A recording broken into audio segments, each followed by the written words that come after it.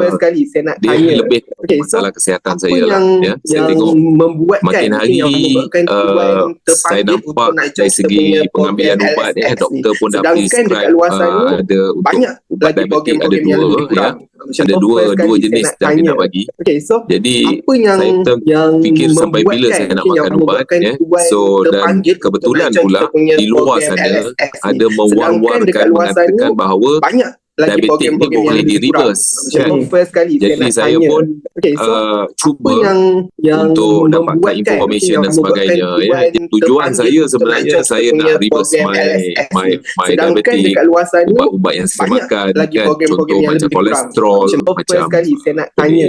darah so tinggi dan apa juga yang cik manis. yang Saya tak membuatkan, yang membuatkan menjangkakan lah tuan terpanggil untuk saya untuk nak turun join kita punya berat badan program sebanyak LSX tu ya. ni. Penting Sedangkan dalam dekat saya luar punya sana fikiran adalah banyak untuk lagi program-program yang reverse lebih kurang. that Macam penyakit. First sekali Dan saya nak tanya. suddenly bila Okay, so along the way apa tu yang saya dapat kesan sampingan, membuatkan, kesan yang sampingan yang membuatkan baik lah tuan dan terpanggil untuk nak ya, join kita punya program kebetulan LSX ni. berat badan Sedangkan saya dekat luar berut sana pun tak banyak boroi lagi dan program-program yang sebagainya, lebih kurang. sehat, First dan sekali itulah saya nak sebenarnya tanya. kesan Okay, yang so sangat apa yang baik yang yang saya membuatkan, dapat yang setakat ni lah untuk tuan terpanggil program untuk nak sebegini join dan kita saya punya rasa is program worth it. LSX ni. Saya rasa Sedangkan dekat luar dengan sana bayaran banyak yang lagi dikenakan program-program yang lebih kurang.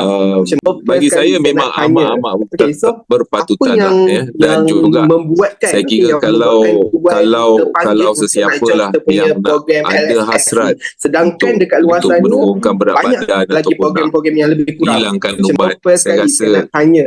Okay, so Bosta is the apa best yang lah I would say, because membuatkan, salah satu juga yang saya dapat ilmu tu ya, saban minggu, saban dekat luar hari, sana setiap lagi hari kita program-program yang lebih didedahkan kurang. dengan Macam First sekali informasi. saya nak tanya. Sebab Okay, so without apa the yang ilmu tu saya rasa membuatkan, adalah bahaya untuk kita buat diet sendiri-sendiri. Kadang-kadang kita mungkin sedangkan dekat menggunakan luar sana interpretation yang banyak salah lagi program-program yang lebih kuruskan kurang. badan. Macam